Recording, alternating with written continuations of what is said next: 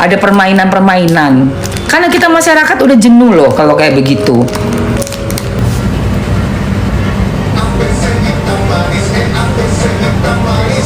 Ya, yang diundur besok pagi aja jam 7 masasnya.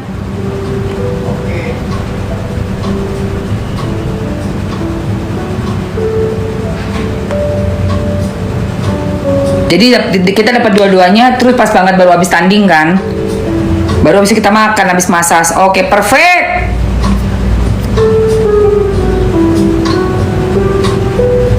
Oke guys.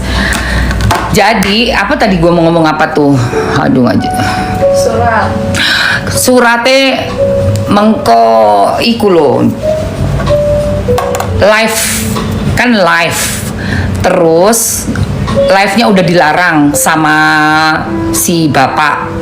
Udah live-nya dilarang.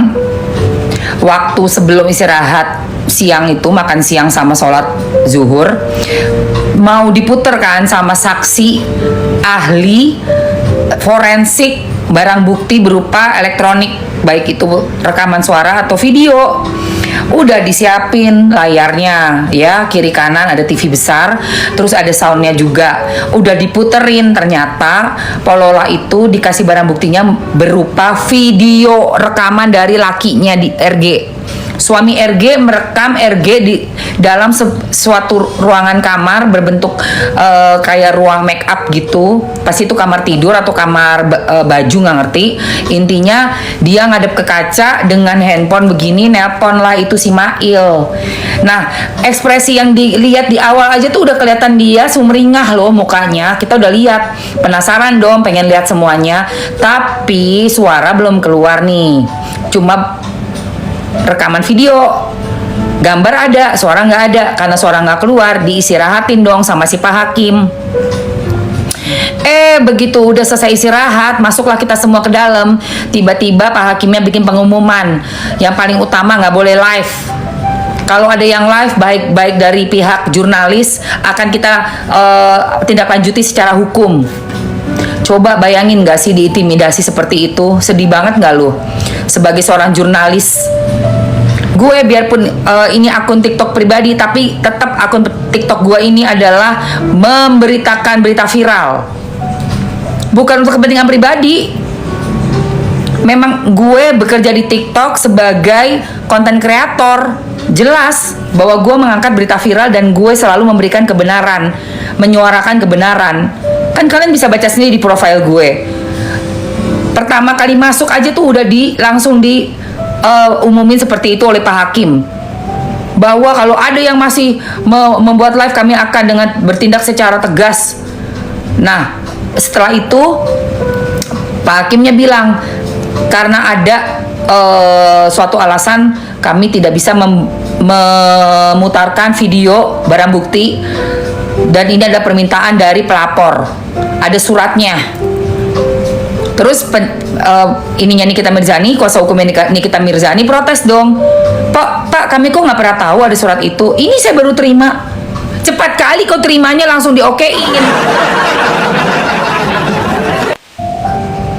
Nah, yang nggak boleh direkam itu kalau ada sesuatu alasan.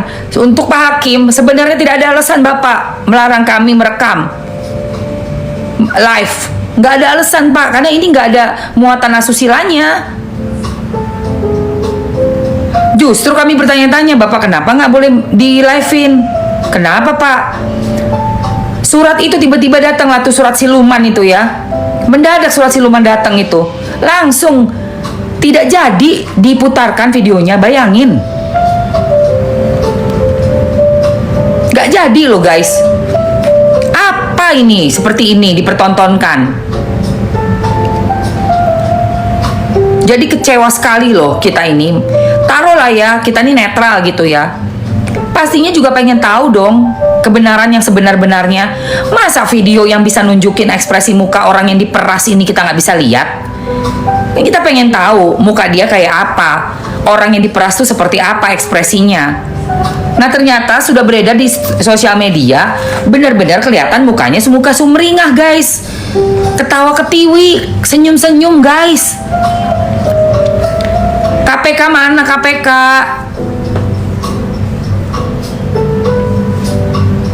sambil ngakak. Ada guys, ada. Nih kalian lihat nih. Ini yang gue rekam ya, dari rekaman gue. Nih, ini dari rekaman gue. Jadi ini video sama gitu loh maksud Mamski ya.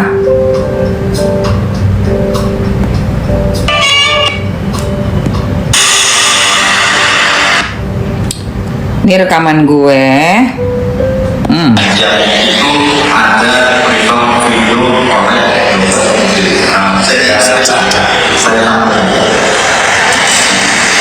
Ada rekaman video. Ini dari postingan Mamski ya.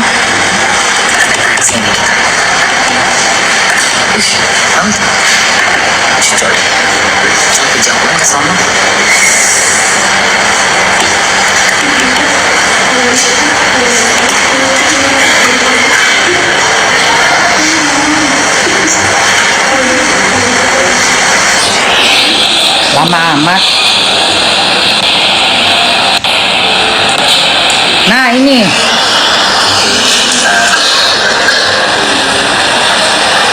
Guys, videonya guys, kalian bisa lihat sendiri nih. Kenapa sih akhirnya harga yuk.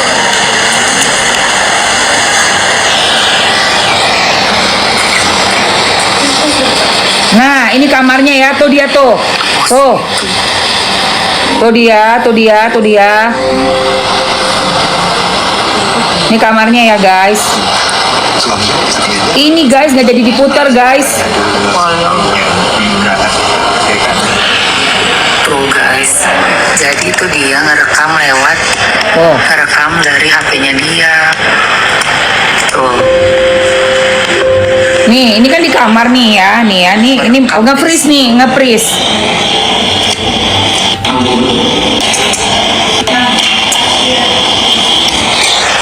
Nih.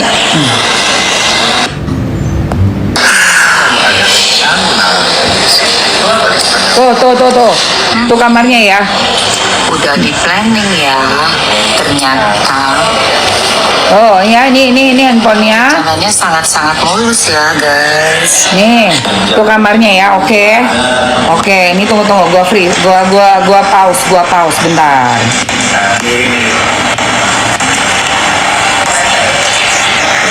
Oke. Ini cerminnya. Ini udah diputer ya di pengadilan ya, tapi terus kita disuruh istirahat sama Pak Hakim. Setelah masuk lagi tidak boleh diputar ini. Ini lihat ya kacanya, mejanya, oke.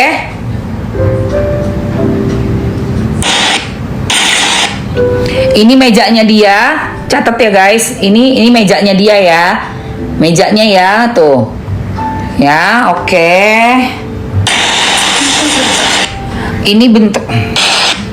Ini bentuk kacanya ya, kacanya. Ini bentuk kacanya. Tuh lihat itu HP-nya dia. Kacanya. Ini udah diputar di umum ya. Ah, KPK. Ini lihat ya, ini kepalanya dia nih. Udah diputar ya, udah diputar di umum. Gue cuman memutar ulang di sini karena ini sudah diputar oleh saksi ahli kepolisian Polda Metro Jaya, saksi ahli forensik dalam meneliti barang bukti yang berbentuk rekaman video ataupun suara melalui device gitu ya, handphone. Nah dalam hal ini adalah handphone ya, yang dimasukkan rekamannya diberikan berbentuk flash disk. Itu yang saya dengar sebagai saksi. Oke, saksi di pengadilan, maksudnya saksi yang nonton di pengadilan. Oke, ini berarti dia ya. Nah, ini sudah keluar beredar dong. Duitnya dari mana itu? Gampang bener itu nyuruh influencer buat bagus-bagusin produknya. Pertama, duitnya dia dari mana? Kok bisa gampang keluarin duit buat bagus-bagusin produk? Kedua, produk dia itu apa? Kok sampai dia ngeluarin uang lagi buat rebranding? Catat omongan gua ya. Itu logika hukum yang sudah harusnya kalian bisa pikirkan dan putuskan. Masa kalian penegak hukum sama saya orang awam malah nggak bisa nggak bisa menyimpulkan sih kejadian ini? Saya aja orang awam bisa menyimpulkan. Yang TPPU itu uang yang gampang dikeluarin. Kalau dari Nikita bukan TPPU, Pak. Kebalik Anda, nggak masuk itu syarat-syarat TPPU di Nikita. Karena Nikita tidak menyembunyikan uang itu. Kalau bukan ke rekening Nikita, tapi itu kan ke rekening rumah yang atas nama Nikita Mirzani. KTP dia jelas ada di situ, kontrak dia jelas ada di situ. Kontrak untuk pembelian rumah, nyicil rumah, KPR. Data-data pribadi dia ada di situ. Gampang juga ditemui. Jelas itu dia bukan TPPU. Orang itu jelas-jelas nama dia kok. Kalau TPPU itu ya Pak ya, aduh saya sampai malu deh, padahal saya bukan orang hukum loh. Itu adalah Bapak ngirim ke saudara mungkin yang jauh, pakai nama orang siapa si A, pura-pura masukin perusahaan orang, kayak gitu Pak. Atau minta uang cash taruh di bawah tempat tidur. Kayak kasus yang di mana tuh? Surabaya. Hakim yang berapa umurnya 63 tahun itu, berapa itu masukin di bawah tempat tidur itu Pak, benar.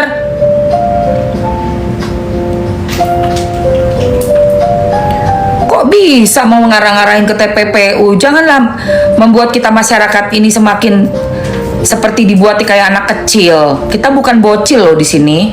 Kita kritis bener loh. Kalau sama Niki diambil ditaruh di bawah tempat tidurnya dia, disimpan dalam rumah berangkasnya dia, itu baru silakan Pak. Lah ini disuruh bayar ke perumahan yang atas nama dia loh. Memang karena memang lagi nyicil rumah, ya wajar lah. Gua terima duit nih karena gua kerja.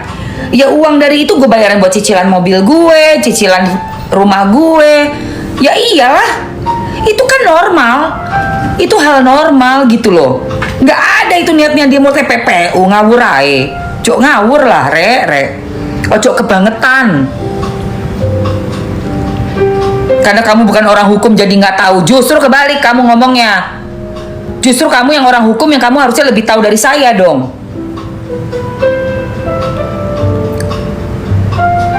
Ya, kamu yang orang hukum harusnya lebih tahu dari saya. Iya, masa orang hukum tapi begitu? Dan pada saat ditanya di depan sebagai saksi ahli, masa jawaban lu bisa sama? JPU memberikan analogi A, lu ngasih jawabannya B. Ini pihak terdakwa kuasa hukum yang memberikan pertanyaan dengan analoginya C. Jawaban lu B juga. Lu gimana? Logikanya di mana? Analogi A, jawaban lu B. Yang ini analoginya analogi C. Masa jawaban lu B juga sih? Ini loh. Lu tenaga ahli loh. Udah gitu nggak baca BAP lagi.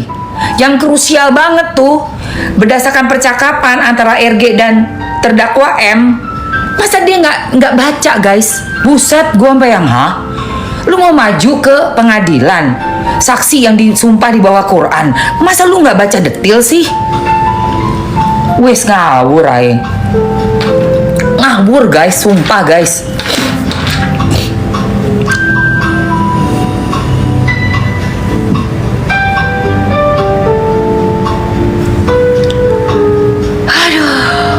Udah